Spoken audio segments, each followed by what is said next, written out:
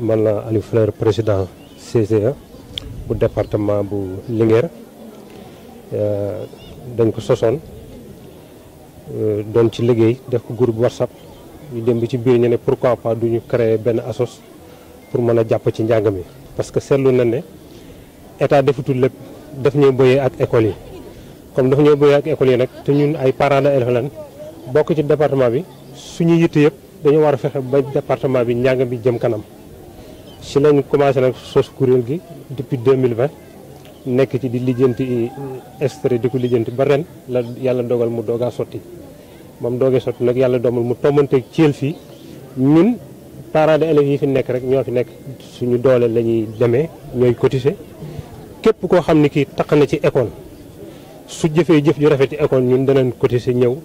seet am lu la neexalee pour ëllëg nga mën a continuer yokku li ngay def ñeneen ñi tam gën ci mën a participer ñun suñu yitte du dara la mooy nu njàng bi avancé te xool nañ bu baax que ne parents d'élèves yi aussi amatuñu doole attanatuñ lépp donc comme attanatuñ lépp nag ñu ne ñu doon organiser wu topp ci jàpp ci ba ci école buñ ci dem sax fekk mu am ay problème mu table banc wala ay classe ñun dañuy obligé jéem a waxtaan suñu biir jéem a cotiser jéem a seet nu régler loolu sagata biñ fi demee vraiment gis nañu benn classe boo xam ne bii dafa yàqu complètement ñun ñoo jël engagement na dañ koy tabaxaat ba mu bees ñu jox leen seen i caabi te loolu lépp defee wuñ ko dara la mooy suñu doole kese lañ ko defee bu doon suñu sago nag wax dëgg yàlla ñu jàppale ñu surtout li ñuy gën a sonal ci moyen de transport parce que département Linguère dafa rëy na trop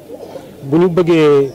di cotiser di doxal li ñuy doxal ak wàllu restauration bi boole seeg li ñuy jox élèves yi ak parents d'élèves yi képp ku takk ci école bëgg a boole ak transport bi wax dëgg yàlla day xaw a métti bu doon suñu sago daal képp ku bokk ci njàngale mi nga am doole nekk ci kaw nga jàppale ñu. ndimbal ñun nañu am baax na bu ñu amee financement parce que ñun lépp lu ñuy am wutuñ ci benn dërëm amuñ ci benn intérêt suñuy intérêt rek mooy njàng mi avancé soxla wuñ dërëm lu ñu am ak lu ñu amut lépp dañ koy boole def ko ci école. suñuy yëte daal suñu programme du dara la mooy njàng mi avancé parce que njàng mi bu avancé ñun la avancé parce que réew mënul dox sans xam-xam te xam-xam bi ci xale yi lañ ko mën a jëlee aussi dañuy participer wàll ci éducation yar parce que yar lu am solo la boo jàngee te amoo yar tim njàng mi du la dikkal dara loolu tim dañ ci am ay programme di ci dox ba tax na xale bu gën a yaru dañ lay neexal loolu suñu li bëri na ci lu ñu gën a yitteel loolu ci la bokk éducation bi yar bi mu am solo ak njàngam mi loolu moom mooy suñu yitte tey mooy suñu yitte suba. waaw jëmbat garab dafa baax na ci environnement baax na ci ker baax na ci fruit parce que man damaa yor école Mbañeen Ngeneen maa ko yor dama fa def tool mu yor école bi yëpp may école bi duñ laat benn parent élève dara bu dul premier mois bi ñu joxe 500 pare nañ ci. loolu dañoo bëgg mu law ci école yëpp parce que loolu laa doon wax sànq parents élèves yi amuñu doole mu ngi jënd ay fourniture boole seeg ku ne xam ne ne njàng mi léegi lépp ay machine a koy def te lépp dafa cher kon il faut que ñun ñu organiser wu yee parents élèves yi ñoom it ñu gën a organiser wu village yi chef de village yi dimbali ñu maire yi dimbali ñu njàng mi mën a jëm kanam. garab gi nag lu ñu ci bëgg mooy waxuñu jëmbat garab rek ne jëmbat nañ dem nañ non fu ñu fi jëmbat garab man ak personne chaque 2 mois damay woote garab bi nu mel mbaa mi ngi dox mbaa doxul su doxul am na ay daan ñun par suñu biir loolu lañuy def kiitim buñ lii ñu nii danañ ko topp ba déwoon ci heure bii su doxee am na ay neexal yu ñu ko war a jox su doxut am na ay daan yu ñu ko war a def parce que président la ñu ne ñoo bokk si suñu sart yi la bokk kon il faut que ñun ñëpp ñu respecté ko waaw. ñu def dëkk bu ne ak ay réalité dafa am ay dëkk yoo xam ni seen problème mooy xale yu jigéen yi duñ yàgg ci école foofu bu ñu fa demee dañuy sensibiliser parents yi ñuy bay xale yi ñuy toog ci école bi di jàng. dafa am yeneen dëkk yoo xam ne pour seen problème mooy problème mu kayitu judd da ngay dem ba war a def CM2 doo def ndax problème mu kayitu judd yooyu nag ñun dañ ciy liggéey dañuy dem ba ki nga xam ne moo fa nekk comme président day jokkoo waa hôpital bi jël ay matuwaayam ku fi judd moom mu topp la ba wutal la kayit balaa nga am 1 mois mu wutal la kayit teg sa loxo parent loolu suñu yitte la parce que ñun ñoo dëkk ak parents yi ñoo xam élèves yi ñoo xam lu ñu dund ci suñu village yi ñun ñoo koy organiser ñoo koy mottali dañuy ñaan rek mooy état jàppale ñu maire yi tim jàppale ñu parce que vraiment li ñuy def ñoom lañ koy defal ñun mënoon nañoo toog defi leneen parce que temps dafa seer département bi fu ne la nit jógee am na soo xam ne ñuy barki démb la jógee seen kër ñu ngi nii suba la ñu duggaat seen kër te jublu bëgguñ ci benn dërëm benn dërëm lu mooy njàng mi ci département bi avancé loolu kese lañ ci soxla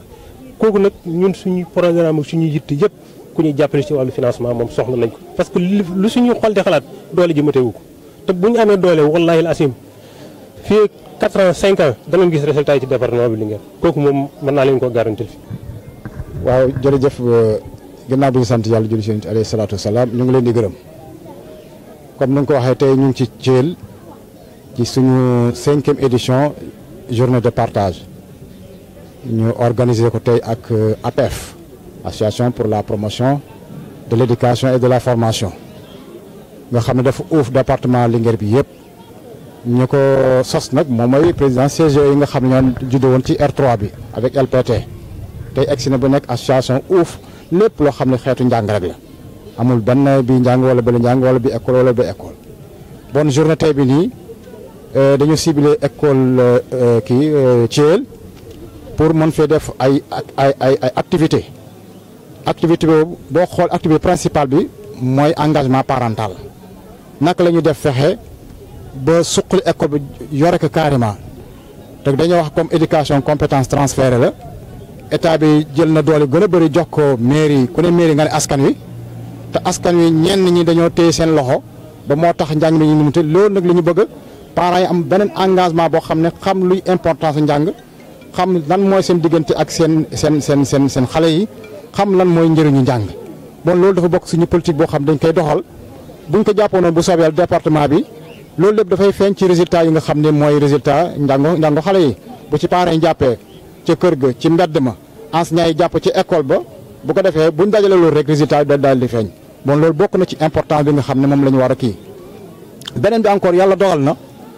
suñu récépissé génn na pas ay 1 mois et demi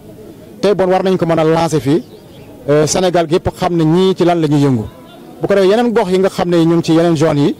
mën ñoo jàppale ci kii bi ñoom it mën a taxawaay bi bu ko defee bu ñu ko defee rek Sénégal gi yëpp maase engagement parental bu ko defee jafe-jafe yu bëri dina wàññeeku ci école bi bon loolu bokk na ci sabab bi ko. waaw xam nga reboise moom njëriñ garab moom buñ ko delloo gannaaw tuuti ñu xool yonent alayhi salaatu wa salaam wax na ci hadis yu bëri yàlla wax na ci bëri bon ngarab njëriñu ngarab bëri na waaw bëri na te gis nañ école yi tey li ñu bëggoon sax mooy garabu fruitier yi ñu kii ko fii day am na yoo xam jot nañ ko am ba pare xam naa dafa yegg seegul mais buñ ko reboiser fii ñu bon entretenir ko ba mu baax yaakaar naa loolu am njëriñ lu mel ne nga def ci tey ay papaye wala ay limon wala ay goyab ñu toppatoo ko ba mu commencé di meññ loolu baax na ci xale yi baax na ci kees école bi baax na ci ñëpp waxumal na ker ga ak xob yeeg yu kenn xamul bon loolu maanaam pour gën a defaraat encore environnement école bi